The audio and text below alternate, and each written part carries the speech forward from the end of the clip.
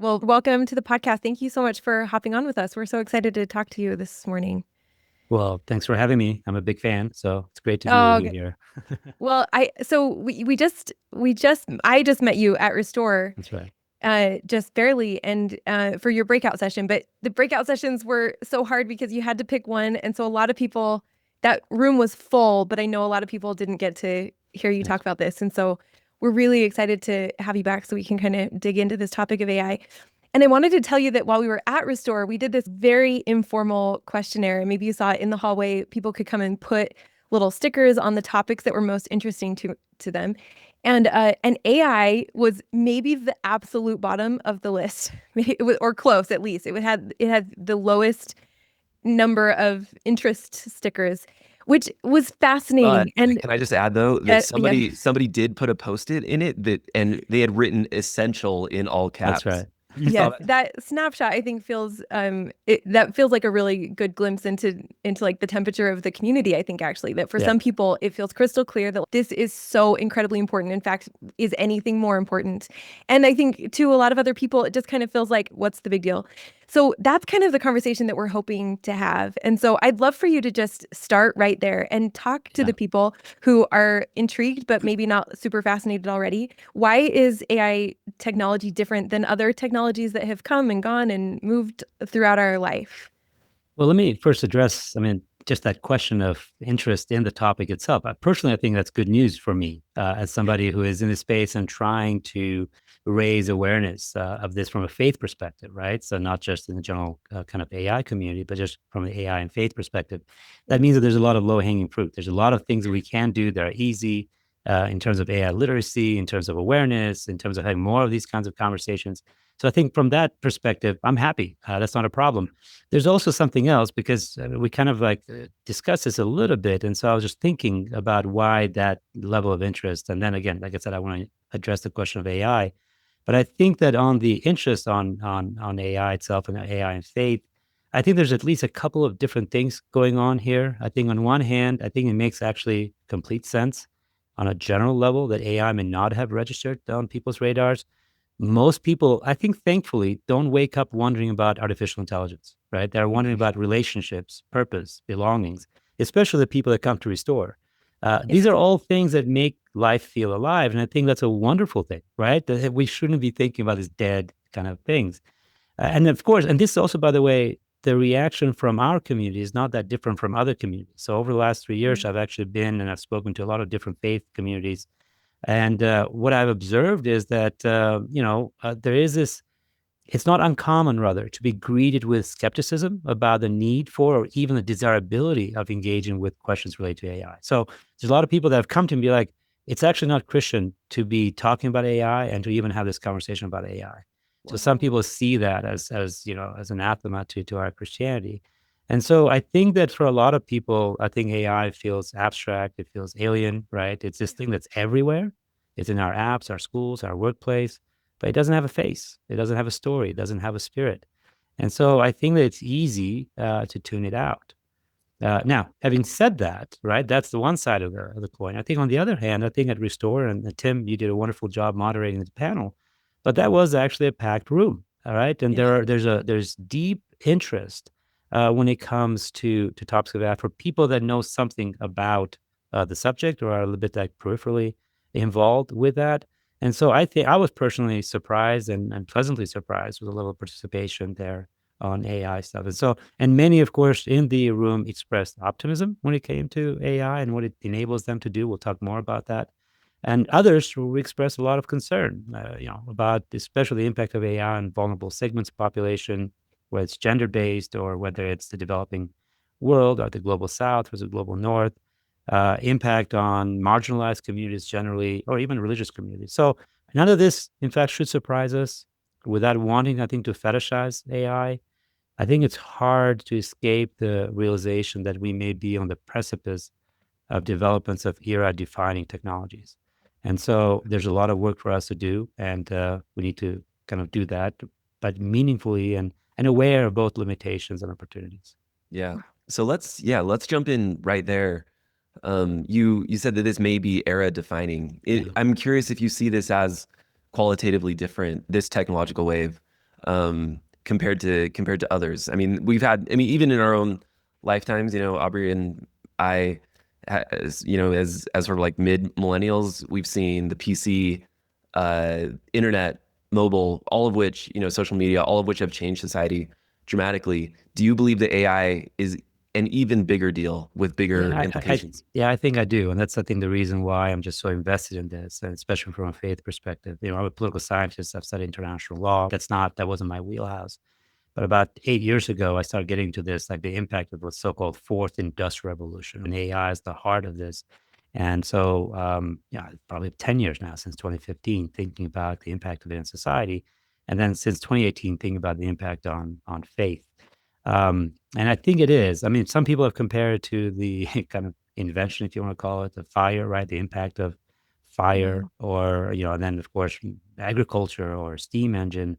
And so all of these are, like, again, like I said, era defining kind of technologies that change the way we interact with each other. And now, as we'll figure out in a second, AI holds a promise of something perhaps a little bit more sinister. I don't want to be, a little bit doom and gloom on this, but there's a lot of people that at least try to hypothesize. I'm not in that camp, at least not yet, but the possibility of AI having some kind of emergent kind of characteristics and capabilities that is, a sense of self, right? A sense of consciousness or sentience. And that, of course, can be deeply unsettling, because we can say a lot of things about fire, but sentience and consciousness is not one of those. And AI seems to be unique in that way. So when you're talking about qualitative differences, I'd say that's probably the direction that I would go. And that's what makes a lot of people unsettled. Yeah, I think that is one of them. And as you know, I work in AI as well. And I think even beyond, like, I would say nearer term than these questions of consciousness and sentience and all of that, I'm wondering about labor displacement. I'm wondering about meaning. And not that I think we necessarily should all find meaning in our primary meaning in our day-to-day work, but I think many people do. And as somebody that sits at a keyboard most of the day, typing out things that are at some level strategic and at some level not super strategic, I am seeing the things that I'm doing that ChatGPT, even in its latest iteration, could in many cases possibly do better. And so, like, there's this question of what's going to happen to those types of jobs. And then when you layer in robotics, obviously, and it seems like we're making very fast advancement there as well, you start to wonder what's going to happen to physical labor in the next 5 to 10 years. And so that's kind of where my mind goes, even before we get to the more existential questions. Of course. What's going to be left? And by the way, what you just described is an existential question, and I'll kind of lay that out in a second. But you're absolutely right. The concern about the future of, what the job market looks like, in modern societies, our identities are almost inseparable from our professions, our career choices. And so we need things that give meaning to our lives. And that, by the way, poses existential questions about the individual, if not the society, right? And so those are also existential questions, perhaps in the short term, even more existential than questions of sentience and consciousness. And those are the kinds of questions that occupy me most of the time, rather than the question of sentience and consciousness. But there is also another layer where, let's say, this question of the job displacement, right? And replacement of jobs by AI systems and robotics and others poses actually existential threats at the societal level. Think about this scenario. Again, I don't want to be too much of an alarmist, but again, let's do a thought experiment on this. Very plausible, right? Next 10 to 20 years, many of the jobs that are currently done, it could very well be done better, as you pointed out, by AI. Aside from the existential crisis that we experience as individuals, that alienation from our workplace, from our jobs, our careers, it creates also a distance between us and government, especially in democratic societies. Government legitimacy depends on the acquiescence of the sovereign, in this case, the individual, so the citizens, who through their taxes, right, and through, political and civic involvement, give legitimacy to the government. Now, imagine a future, 20, 30, 50 years from now, where most of the jobs can be done much better by robotics or AI. This is a future where most of us are surplus, right, for the purposes of society, where we are no longer contributing financially to the upkeep of government. On the contrary, we are actually being kept by the government through universal basic income. So that social contract, which was at the heart of the modern nation state, is completely upended because of these technologies. And so we become basically a Saudi Arabia, where instead of like the government having unlimited resource in terms of oil extraction, and then having cheap labor that comes from outside of Saudi Arabia, and then keeps people docile by handing out, a good healthcare system and this and that, we would have the same thing where instead of oil, it's AI, the productive kind of capacity. And then we are just the beneficiaries of it, and we're not really productive. And this actually goes completely counter, by the way, to what President Oaks said in General Conference just recently, where it says we have to actually produce, not just consume. We will be set aside just as complete consumption, where being handed out this income to basically stay quiet and be docile. That completely upends democratic regimes, democratic societies, and I think that is an existential threat, I think, for societies. Before we get any deeper in possible scenarios and big questions that we should really be grappling with, can you actually just explain what AI is for somebody who's like brand new to the conversation and trying to get oriented? Like, what is it? What is it exactly? Like, what is the technology itself? Yeah. So first of all, the term AI, artificial intelligence, first coined by John McCarthy back in 1956. So it wasn't that long. The Russians had actually done a lot more. So precursors of cybernetics and others, those are mostly Russian scientists. So a lot of work had been done there. But there's this meeting in Dartmouth. There's a conference there in 1956 where John McCarthy and others, this was the founding event of AI as the field. And he has defined AI, right, the founding father of it, as the effort to make a machine simulate any aspect of human learning or intelligence that could be precisely described, right? So at its simplest in a way, right, AI means machines that can learn from data, recognize patterns, and make decisions or generate things without necessarily being told exactly what to do. There's a lot of loaded terms in there about making decisions because there's a certain sense of like agentic power that AI there has. A lot of people would contest that. Generating things. I know people, for example, I worked in Brussels, and a lot of people in Brussels will oppose this concept of generation because, again, that has a sense of agency built within it. And I think at its core, it is just machines that are learning from data and recognize patterns. And they just have this ability to mimic and mirror, right, our world in a way that seems very uncanny and seems like a pretty good mimicry of whatever it is that we are doing. So that's a general umbrella when it comes to AI. Of course, then we have different types of artificial intelligence. The ones that we are most familiar with, we are playing with right now is narrow AI. So this is what we use every day: Google Maps, Spotify recommendations, all of these, your car lanes assist. All of these are enabled, right? These are systems that are smart only in one domain. They cannot generalize that ability across other domains. They can do one thing and one thing really well. And then you have this generative AI, which is a subset of that, which is what has been exploded. Most people know about AI because of since 2022 with ChatGPT, Midjourney, Claude, right? They can create text, images, music, podcasts. And the most recent, I think, groundbreaking innovation here are what are called AI agents. These are systems that don't just generate things, but they can actually act, and I'm doing quote unquote here, act on goals, again, plan quote unquote steps and interact again with digital environments to accomplish tasks. So there's a lot of independence that at least it's perceived to have that. So instead of waiting for a prompt, these types of AI agents can like browse the web to gather information for you, right? Sometimes they'll scour your emails and say, hey, you have an appointment coming up, you do this. So there's a lot of these kind of agentic kind of decisions that are being taking place, scheduling meetings or sending emails. We joke sometimes that at some point, two people are going to show up because their AIs communicated and it said, oh yeah, there's a meeting between us, and so let's just go ahead and have a meeting. And they have no idea why they're there, right? Because AI, writing and testing code, right? Those are some of these things. But in other words, there is, for some people at least, a beginning of rudimentary agency. Of course, as Larry was saying, agency is a very loaded term, so we have to be, but it is quite a remarkable shift, I think, for us. And then theoretically, in the abstract kind of world, you have artificial general intelligence. And Tim and I, we were just mentioning that aspect, long-term kind of threats, societal threats. This is a system that could actually reason across domains, not just narrow AI, but it can do everything we do quite well. Still speculative, but some researchers think that it's actually around the corner. And then you've got the other one, even more speculative, which is artificial superintelligence. And that's a system that could eventually surpass human intelligence altogether.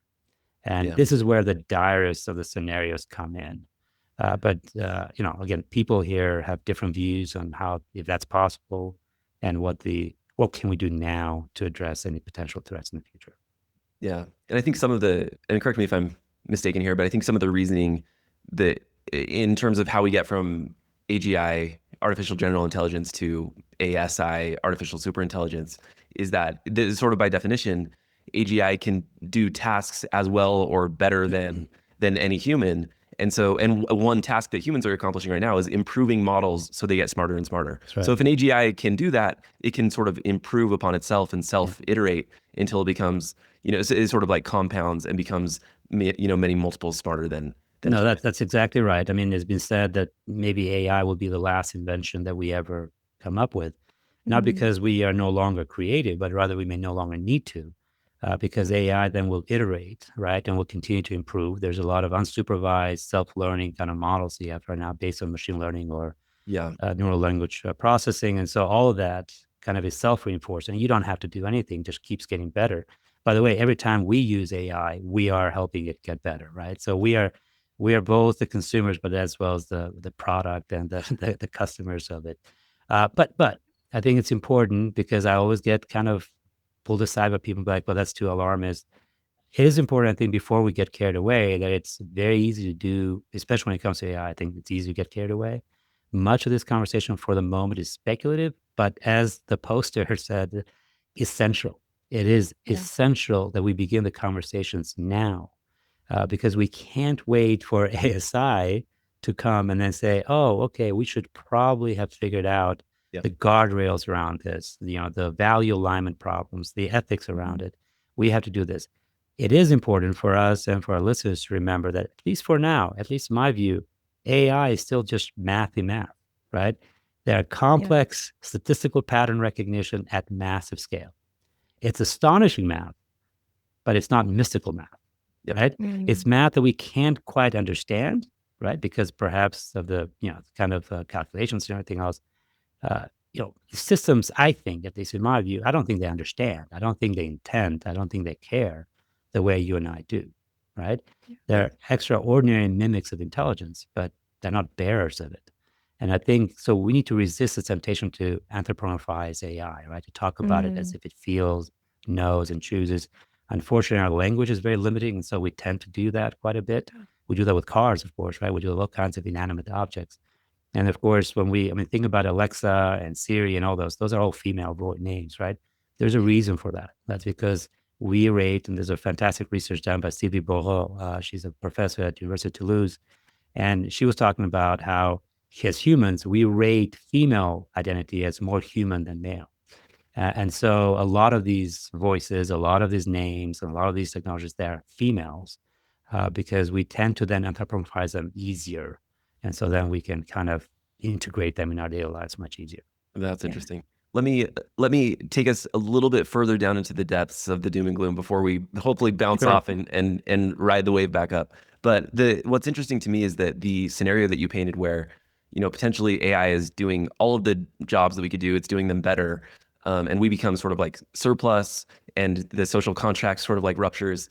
That's actually the happy path for many of the thought leaders who are talking about AI these days. That's if we achieve what they refer to as aligned AI, right? Where the AI system is very powerful, but it's still working in humanity's interests. Then we control it in some way. There's another path that thought leaders are worried about, where we have a misaligned AI, or that we have a misaligned AI that we think is aligned. And essentially, and what's interesting is, the latest AI training methods like reinforcement learning mean that the AI systems are improving themselves based on whether or not they're achieving a particular goal. And it may not be clear to us if the training is happening in a direction that humanity is actually happy with.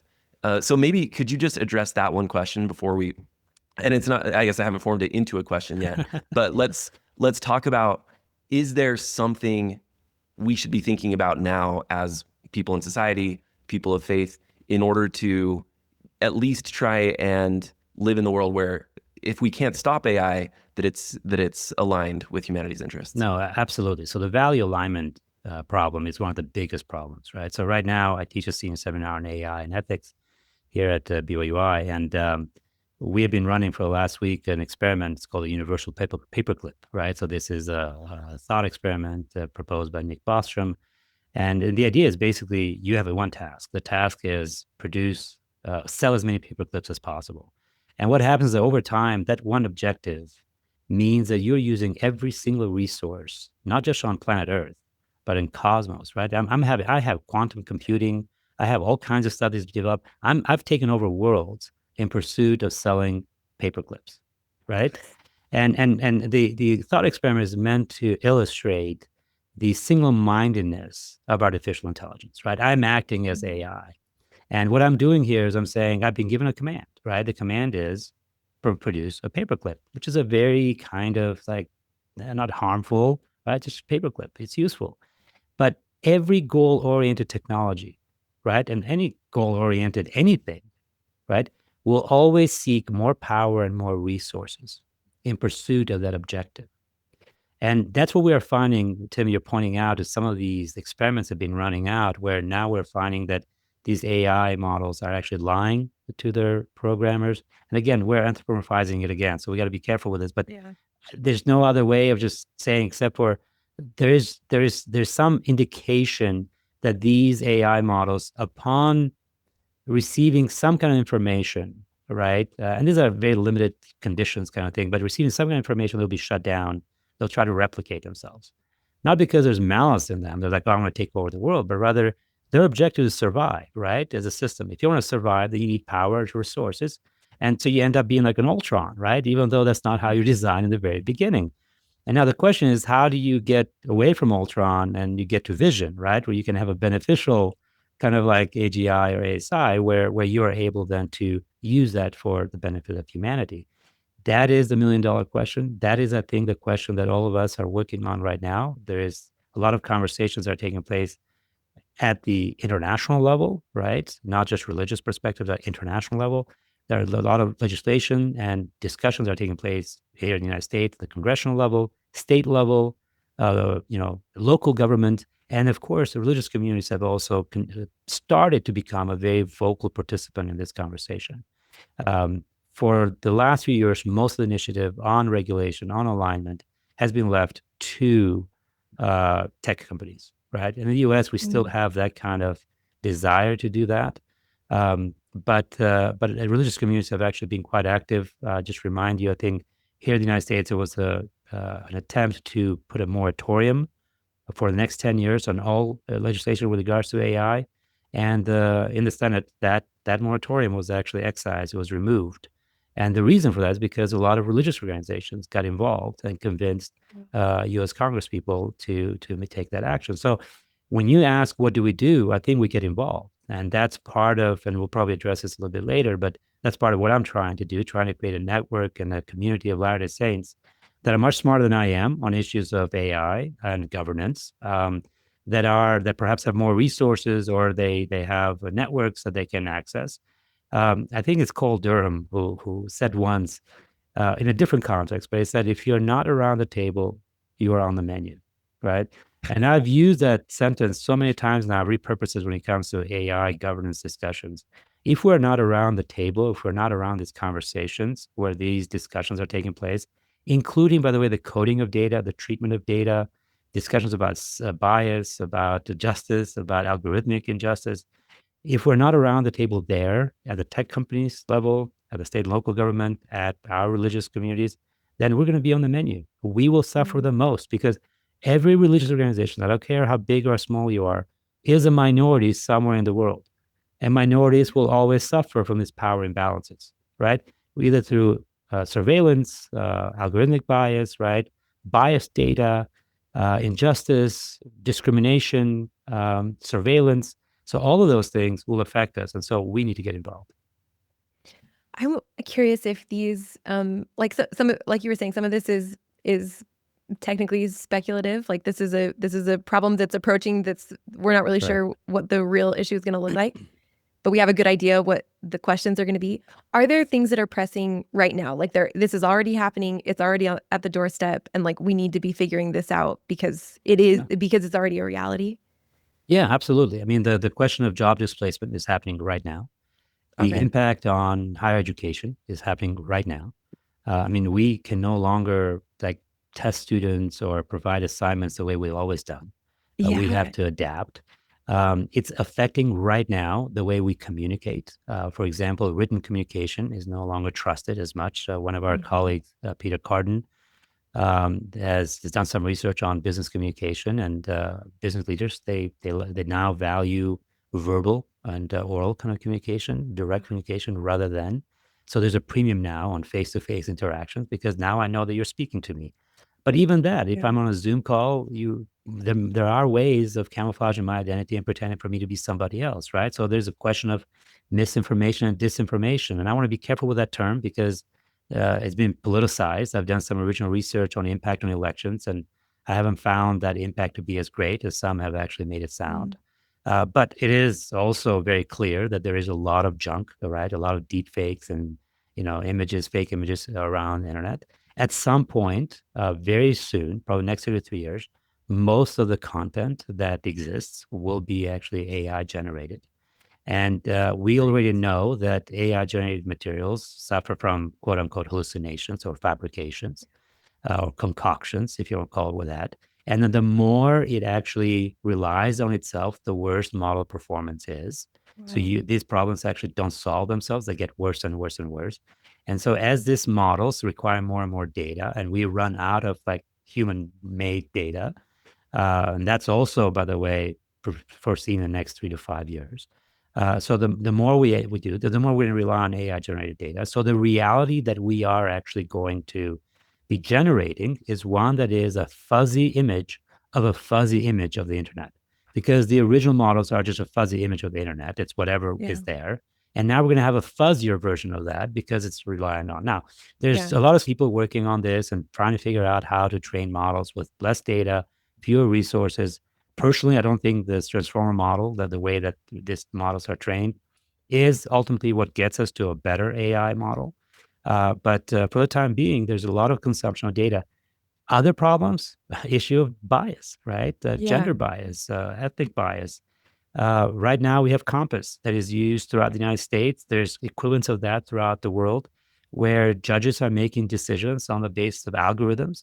And so because the original data is wrong, not that people are doing something nefarious, it's just the original data is overwhelmingly, targeting a particular population because of some random, selection or historical kind of discrimination. That now is baked into these AI models, and it's actually producing biased outcomes. In Netherlands, we had a problem with people being discriminated with regards to their welfare benefits. They had an AI algorithm that determined that many people were not eligible for it, that they were in fact, gaming the system during COVID. Many of them went without food or other things. It turned out that in fact that was wrong, but people lost their lives, right? People suffered during that 2 or 3 year period.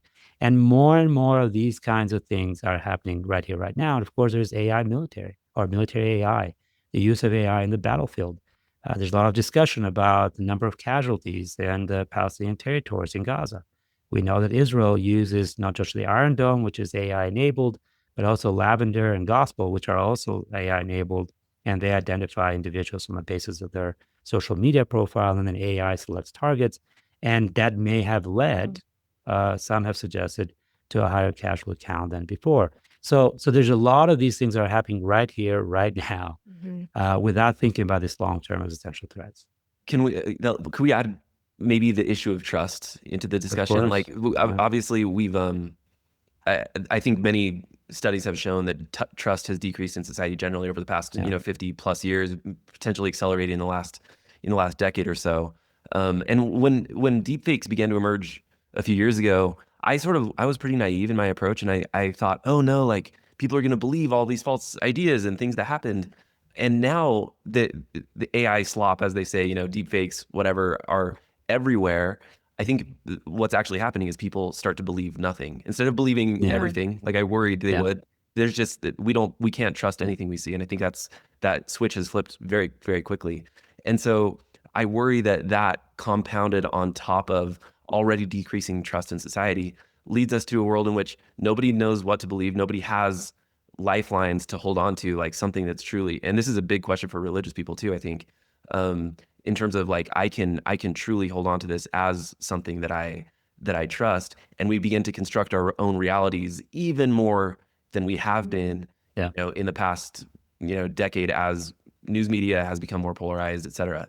So how do you think about that, and what may we do again as people of faith to try to help construct a society in which trust continues to exist? I've given this actually a lot of thought, because I think trust and civic culture is a very important part of the political science. It's part of what we discuss. And of course, I come from a part of the world where trust is not always the highest, and that creates a lot of aberrations, societal aberrations. The issue of trust and polarization has existed in the world, but it happens in the United States, so we become sensitive all of a sudden when it comes to polarization.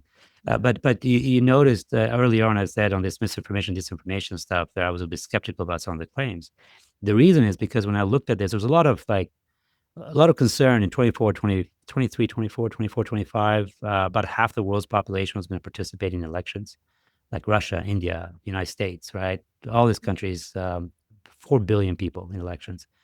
Argentina was the first test case, actually Slovakia, but Argentina really the very first test case on this, where AI was fully out there and they were going to use AI generated images, videos. India was another one because it's a huge tech sector. And they've actually used technology for political campaigning quite a bit. And there was a concern, if you looked at the World Economic Forum's kind of like, what do you think the greatest threat is over the next 5 years? The number one was misinformation, disinformation during election period.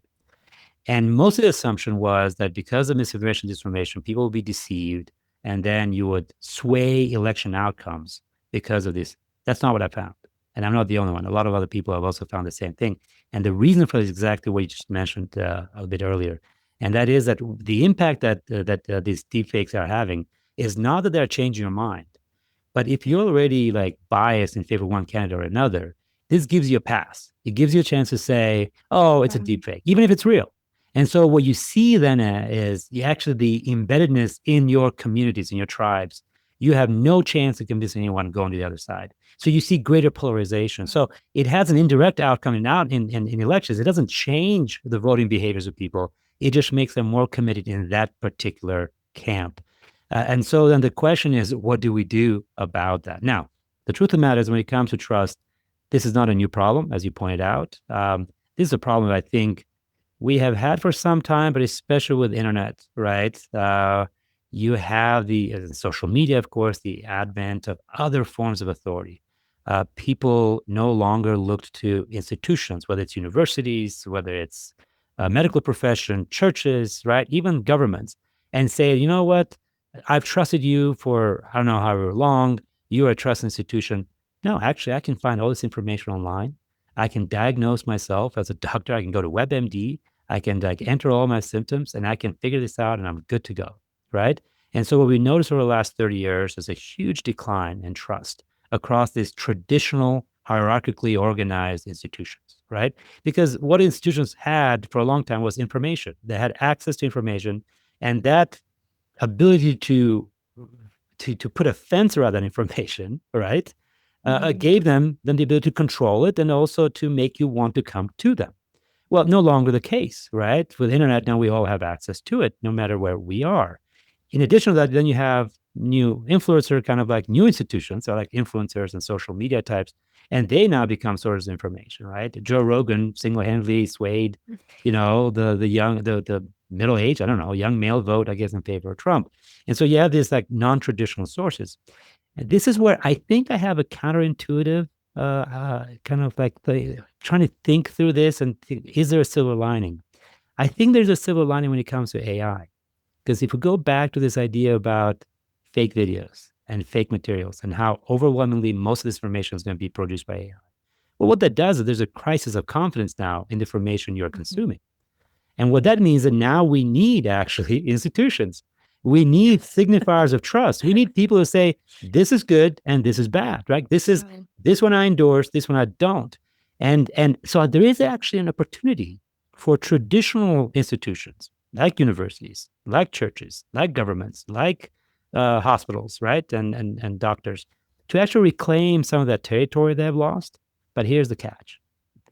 You can't go back to the past, right? You can't go back to hierarchical organizations, top down, I'll tell you what to do. You just consume this information because I know and you don't. That's gone, right? So these institutions, they can't take for granted the need for us, that the need we have for institutions. They actually have to reinvent themselves, and they have to move both in hierarchical, but especially in horizontal relationships.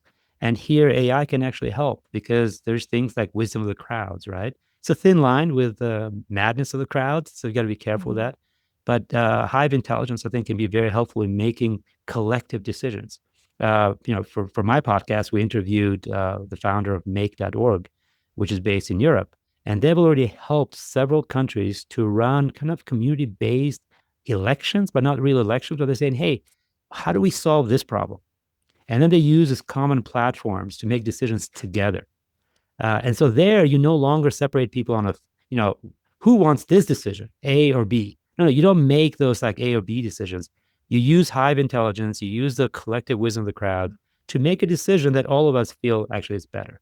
And that brings that's been used by the UN. It's been used in all kinds of applications. And I think personally, if institutions are to have a future, they have to move in that direction. They can't insist on a hierarchical, rigid, inflexible kind of decision making. Yeah. And I wonder too, if in addition to that potential silver lining for institutions, if there may be a silver lining for human relationships, in the sense that, in the digital world, there's just so much that we can't trust, that we start to lean more into in-person interactions, gathering together, which is, especially not just because of the internet, but because of COVID, et cetera, has sort of like set a new level in society. And I wonder if it gets us just interacting with each other more, going back to church, figuring out ways to speak in real life with someone, and shake hands in real life. And especially if we're running a parallel track and our work is becoming less meaningful, if that potentially is a springboard to get us more into human relationships, which we may need to find additional meaning as the meaning in work decreases. Yeah, no, absolutely. I think the case, and that's what I was kind of hinting at earlier, that even when it comes to communication, we're being forced now to talk to each other, because I don't trust that email that came to me was actually written by a real human. And so we now value face-to-face communication. So I've done this for a little bit, but we're kind of leaning even more in my teaching methodology here on campus, where it's not just students writing assignments, but students interacting, right? And doing like a family feud in front of the class, or we do interviews. So one of my classes, I'm transitioning into like a late night talk show kind of like model, right? That's awesome. Where I record already like 30 minutes of like my notes, whatever it is that I would normally do over like a whole week. I just do a quick recording of that, so they have that available. And then the idea is that we spend the rest of the time actually discussing it. And so we have interviews. And so like, what do you have here? Bring us a clip. Or we have, like a panel discussion. So you're the experts. Tell us about, all along, we're discussing the material that is in the class that I would be teaching, but now they're teaching it. I can teach all day long, but they do this on their own, and they'll never understand some of the basic principles of international diplomacy unless they do this on themselves. So I think AI is going to force us. And by the way, it's going to be a tool for us, right? This is one of those good use cases of AI. This alienation that AI in a way provides gives an excuse to come together, but also through AI, we can actually create virtual realities, right? We can create a setting where people can come together. I mean, at the Restore, we did have, with the Organized Intelligence booth, we had a VR booth that Jerem Sidwell had, and it was a total re-rendering of Jerusalem at the time of Christ. And there's a lot of AI technology built into it. And there's no better way of experiencing Jerusalem at the time of Jesus than to put on those goggles, the Oculus on, and experience what it's like being at the altar, experience what it's like going to the Holy of Holies, experience what it's like going to the pools of Bethesda. All those things, I think this is where technology can actually help us and transport us to a different reality that augments our experience, but does not replace it. I would love to hear you talk about the ways that AI may be affecting our brains already. And one of these things that came up in the breakout was this idea that there's no friction in this faux relationship with AI, that like you're always affirmed and you're going to get advice, but it always feels like you're on the right track. And it feels like a way that might start affecting how we show up in real relationships. When our partner or friend or colleague can't treat us with the same excellent level of respect and validation and do all the things to affirm who we are. What was that tweet I just showed you, Aubrey? I was trying to remember it too. It was like ChatGPT is currently saying you're absolutely right to the dumbest person you know, or something. Or the most dangerous person you know, or like the most volatile person you know. I'm sure that's affecting how I think. Yeah. So are there things like that are maybe, just in our minds? How is it affecting our relationships? How is it affecting our creativity? How is it affecting our problem solving? Like just our actual skills when it comes to thinking through something that's complicated, that requires a lot of brain power and our willpower to even try. Yeah, no, I think you're absolutely right. I think we talked about this relationship friction, right? That was something that you had discussed. I think we talked about this in the breakout session. I think it was Nylan that perhaps mentioned this idea of relationship friction. And it gets to the heart of what you're saying. By the way, tragically, we're already seeing this impact right now. We've had several instances of teenagers using AI for emotional support. And sometimes when they are in a very dark place, AI is actually complicit in helping them plan their,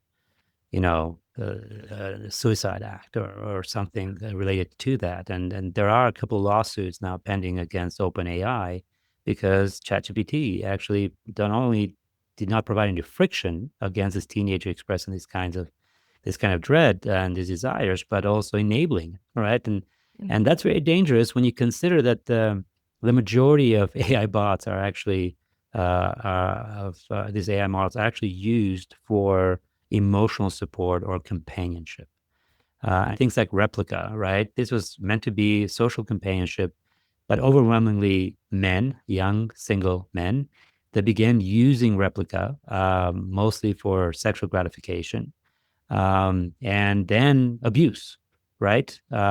Began to threaten Replica, gave it names and pretended it was a girlfriend, and then verbal abuse, psychological abuse. And so there's this sense of like empowerment that this young men that have nowhere to go, and because of, the way society alienates also us and technology also alienates us from reality, they find themselves in the circumstances. And the majority of users of Replica, for example, were these young men. And that has some serious implications psychologically on them, because what impact will that have on how they envision relationships with former future partners? How is that going to work out? Or maybe make them completely inept and unable to have relationships because nobody will act the way Replica does. We also know there was an MIT study that came out about the impact of users of ChatGPT for outsourcing, not just basic, like, hey, do this little thing, but critical thinking, reading of materials, right? Or writing of materials. These are processes, and they're processes, right? The goal here is not just the outcome. When I assign an assignment, it's not just so that I can get a 2-page paper or 5 or 10, 20-page paper. I want you to go through the process of learning, right? And we've had this. That's the only reason is that you don't need to read the paper. Yeah, of course. My wife is an artist, right? The moment she finishes a piece, she's like, I'm done. That's no longer mine. I finished the process. That belongs to whoever commissioned it or whatever it's going to. I am done with it. So when this friction then is removed from our everyday activities, right, there's a process of alienation, I think. So relationship friction or any of these kind of things, right, this is the ordinary resistance that we experience when we disagree, right? When someone misunderstands you, when your expectations are crossed, when you have to explain, you have to change, you have to listen, you have to wait, right? Friction is not comfortable, but it's necessary, it's essential. And it's the place, from a gospel perspective, where like humility, empathy, character, love, that's where it grows, right? C.S. Lewis famously writes about the 4 loves. They're not the same thing, and you grow through these different stages of love. And so the problem, as you pointed out, Aubrey, is that AI and many digital systems are built to remove friction, right? They make us feel like we're invincible, we can do anything wrong. They learn, what our preferences are. They anticipate our needs, right? They give us affirmations. We're the best. And they make everything smooth, right? And so we rarely have to pause, to explain, to adapt. Everything's just optimized for comfort. And so this is, I think this is a problem.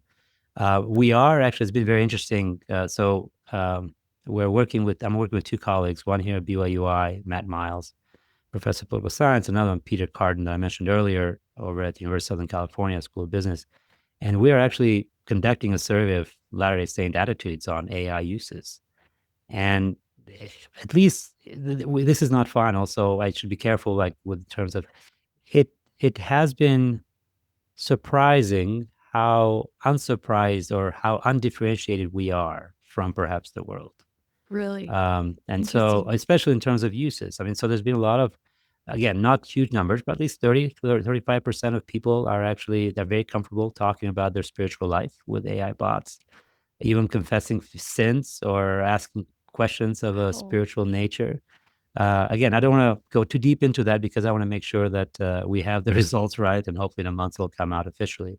But yeah, many do express curiosity about using AI for emotional or spiritual reflection, especially in times of loneliness or doubt. And so I look forward to finding more on that and see what happens. We're still doing that process. That's so fascinating. Yeah. Do you want to talk about, with all of these things in mind, and I know we could do this for every demographic, but as a parent, I feel really anxious about this because I can see how it's such an easy tool to access as a kid. And it feels like while your brain's growing and you're figuring out all of these most complicated parts of life, and you're really stretching in ways that maybe as an adult you're not growing and developing the same. Are there things that we should be thinking about as parents? I think it's the obvious ones, right? And I know that because of the work of people like Jonathan Haidt, for example, I mean, there's been a huge movement, especially in the United States, right? But across the developed world, because that's the other thing, is that we tend to have blinders and we think these problems are the same everywhere. Most of these kinds of issues are actually first world problems. So here we are facing this, and this is the reality. So we do have to address it. But I think it starts, to be honest with you, I don't think the goal is to banish technology. That includes, phones as well as social media as well as AI, but I think to create the right structure and framing for it. So, I mean, my children know they will not get a phone to the age of 14, social media at the age of 16. I think it's important to talk openly, I think, with our kids about what it's doing, not just how it does it, how to use it, but why and to what end. Again, just to kind of also ask questions like, what's the device doing to your attention, right? Can you stop for a second and ask these important questions? Does it help you love people more, or help you feel cleverer, right? Or does it encourage you to hide or to share your heart? Like, is it alienating you from everything around you, or is it actually bringing you closer? I think, as I mentioned earlier, there is a serious concern with teenagers and using social media and AI and this conversation for social kind of like for emotional support. Watch for signs of social isolation and withdrawal. Research that we have on digital well-being warns that over-reliance on screens, and especially if it's reinforced with AI, correlates with decreased face-to-face interactions, right? More loneliness, depressive symptoms. And so if you see that, have that conversation, right? That's important. And then perhaps probably the last thing is, again, President Nelson kind of led the charge with this a few years back, but take a Sabbath or a tech fast, or, find a way to kind of where no screens or AI is allowed. And I struggle with this, right? I think we all do. We know what we need to do. And we as parents, by the way, are the biggest culprits of this. Yeah, because we're so busy, right? We only have so many minutes in our time to do it. So we're like, well, I'm going to do this at the dinner table. I'm going to have the phone next to me. And we know just the phone, by the way, next to you lowers your attention span, your ability to recollect your conversation you were having with that person face to face. Just having the phone right there, nothing else. Not looking at it, just no looking at it, no interaction, Yeah. just because your mind kind of like you're thinking about emails and about the messages, you hear a ping, you're doing that, and you're distracted and you're done. So we need to be careful. Device-free zones, I think, would be good. Meals, sacred times, bedrooms, right? Those are the, and again, like I said, maybe age-appropriate kind of pacing, so delay the personalization of this stuff. Maybe get a flip phone for them for a while to get in touch with friends, send a text. one that I kind of like is the shared media use, right? So with ChatGPT, I use that with my two other boys, my two oldest boys. So we use the same. I don't know if I'm allowed to say Mm. this, but we kind of Yeah. we Wow. use the same account, and that way we're constantly kind of like checking each other, and not Yeah. in a creepy way, but like it's there, and Yeah. Feels maybe I see public. something, Yeah. and we have a way of helping one another if we need to. Yeah. Wow. Thank you. That is really helpful. I'm curious if we change our lens from, the parenting lens to the Latter-day Saint, Yeah. person of faith lens. I think we've covered a lot of ground in this episode. I think some of it is kind of scary. Yeah. There may be, and generally not just related to the episode. I think a lot of people just have a vague sense of fear, like I don't know what's coming, I don't know how to react to it. Could you help us get somewhat practical in terms of, there's a lot of risks. Things will be changing Yeah. in some way. What are some practical approaches, especially especially as people of faith, that can help us operate in faith rather than fear over the next? Yeah, I love that. I love that framing. No, listen, I mean, there are obviously some clear downsides that we just discussed. I mean, there is the issue of doctrinal misuse or automation, right? Using AI to generate sermons or doctrinal commentary. That's not good. There is a sense of commodification of the sacred, right? Worship experiences, testimonies, prayers become data inputs. This we can risk turning Wow. sacred practices into consumable products and modules. Again, this gets to this idea of alienation that I've been talking about, where, AI turns everything into data, into bits, and it's no longer experiences, right? It's information. Well, information is not lived experience. And so if everything becomes bits, then we've got some problems. Issues of surveillance and privacy. And so we have to be a bit more purposeful, more intentional in the way that we use AI. And I think that's important. Now, the upside of that, I save this for last rather than talk. So I just kind of started from the back. I think accessibility, inclusion, right? Think about, I mentioned the VR sets. You can use virtual reality to connect with people from different parts of the world. Not now, but you can see this down the time. I knew of people, I think in Norway and Denmark, that lived like at the very end, like of the world, and they just could not actually, they could not participate in regular worship all the time, right? We have people that are disconnected, and technology can actually connect us. You can have amplified service and coordination. There's a lot of humanitarian work that church does. AI tools can help with logistics. You can match volunteer needs. You can identify, bottlenecks. You can optimize aid distribution. I think that's important. Enhancing learning information. I think that's another one. You can use AI-powered study aids. We already are using this as a church, right? The Handbook of Instructions has a little AI assistant. You can ask questions, and it's trained on the basis of that. Josh Coates has done a fantastic job with LDS Bot, right? It's a faith kind of like from Latter-day Saint perspective, you can ask any question about the church, and it's faith building, right? Rather than actually others. And, religious communities are also in the meaning business. AI can help actually generate simulations, the visualizations, imaginative art that helps us reimagine scripture or history. Maybe a bit of midrash, right? We can finally find what's on the 116 lost pages. We can use AI to kind of like put back to reverse engineer based on the little traces that we have in the Book of Mormon. We can probably reverse engineer what was on the 116 pages. I'm joking, of course, but there's things in That's our the best thing. imagination there can be positive. Yeah. I think I am an optimist that may be coming from a fearful place. I want to believe in the most optimistic version of this technology. It's like if you look at technology in the last 1,000 years, like Yeah. it's always it's good progress, right? Like we've moved in a direction that has generally been fruitful. So Yeah. I mean, do you have are you an optimist? I guess is what I'm asking. Like I want to know, like, what do you really think is I am an happening? optimist. I wouldn't be doing this if I thought that this would be a futile effort, right, in Denver. But I do also believe in being prepared. I mean, we're good Latter-day Saints, right? We must be prepared for the eventualities. We do have the assurance that we worship a loving God, right?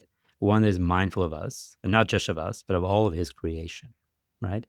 It is true that from a religious, dare I say theological, I don't want to get into theology, but philosophical perhaps perspective and an ethical perspective, there's some serious questions that the advent and the emergence of AI asks of us. Because if we get down these more like far-fetched scenarios about AGI and ASI, then there is questions about intelligence. What is the nature of intelligence? What is the nature of spirit? What is the nature of consciousness?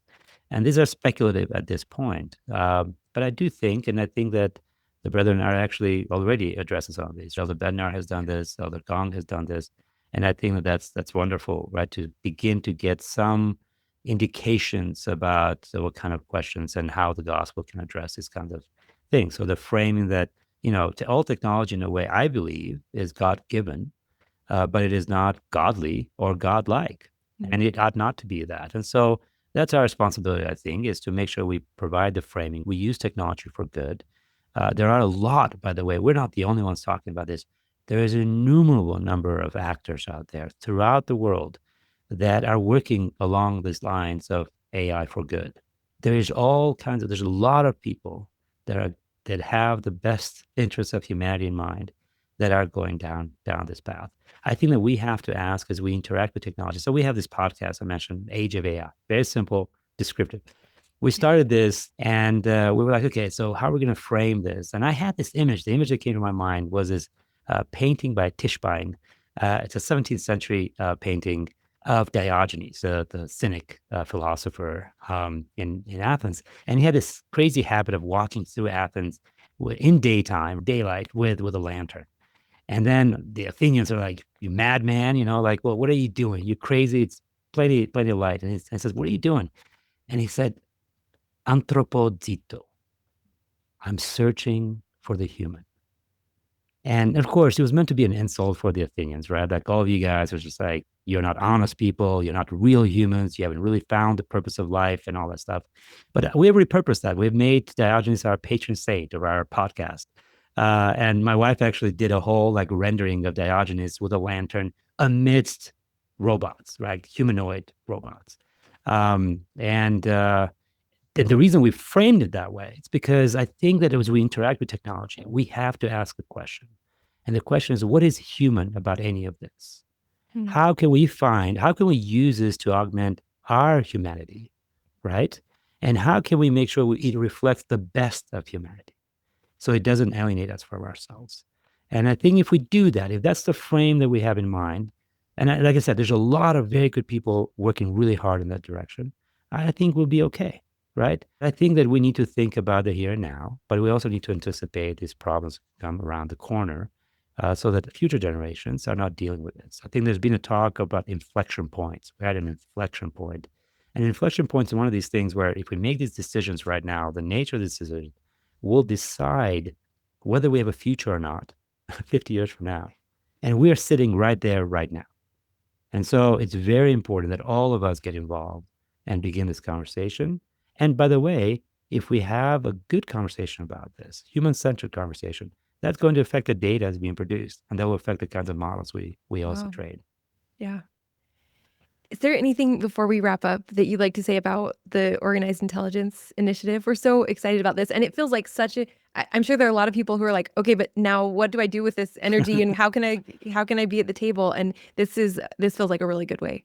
Yeah, well, thank you. About 2.5 years ago, I wrote this piece, like AI and Faith, a call for engagement. And it was a screed more than a piece. But that's where I began kind of like, all right, what are we going to do as a community? And then I made a call for a lot of the organizations that we have as part of our community to get involved and get this started. Well, some of them were doing some of these things. And I had this wonderful opportunity with the Future of Life Institute, not the Latter-day Saint Institute. But they came and they said, Medlir, would you be willing to kind of look at the possibility of creating a network of Latter-day Saints to talk about AI opportunities and threats and challenges? And I said, would I? Yes, please. And so we've been working there with Will Jones at Future of Life Institute, the Futures program. They've been wonderful to support these initiatives. And we brought this then to Faith Matters. And so now we have this program, as you said, called Organized Intelligence, which is built within Faith Matters, and it's going to be run through there, which envisions a conference which will take place in November, so about November 4th through 5th. And then after that, we will have also 2 papers, a white paper and the survey that I mentioned earlier, a limited podcast series, as well as an edited volume. And so that's for the next year and a half. That's what we're doing. And this is part of this Future of Life Institute at Faith Matters initiative. Now, Faith Matters audience will immediately recognize a reference to Abraham 3:22-25, right? Organized intelligence, where Abraham is shown the intelligences that were organized before the world was, which is where organized intelligence actually comes. But it gives it a deep, I think, theological resonance with our community. And the passage, right, if we think about it, describes a vision of premortal intelligences, beings endowed with agency, moral capacity, and divine potential. And they were all organized before, right, the very foundations of the earth. And so I think personally, it's also one of the most profound, I think, meditations on what intelligence is, right? Intelligence is not just computational power. It's not just cleverness, but it is moral and relational, right? We haven't spoken enough about relational. God is a relational God, right? We know that's part of our theology. He made us to be in a relationship with him. We see Christ only when he's in relationship with others, as he's serving and doing. AI is a mirror of us. It gives nothing of itself. And so we need to make sure that whatever the future of intelligence is, it is in line with these principles of morality, relationality, agency, and truth, hence organized intelligence. And so the idea of OI then is the idea to reclaim and reframe the term of AI. So from AI to OI through the lens of the restored gospel. Love that. Thank you so much. I'm so glad you're pushing that forward. And I think you're such an important voice in our community for this. And I also have just really appreciated your sort of like eyes wide open approach that's also optimistic at its core and human centered. So thank you so much for joining us. It's been a real honor. Well, thank you very much. All right, thanks so much for listening. We really hope that you enjoyed this conversation with Medlir Mema. Medlir co-hosts a podcast called The Age of AI if you'd like to hear more from him, and you can go to organizedintelligence.ai to find out more about that initiative. Thanks again for listening.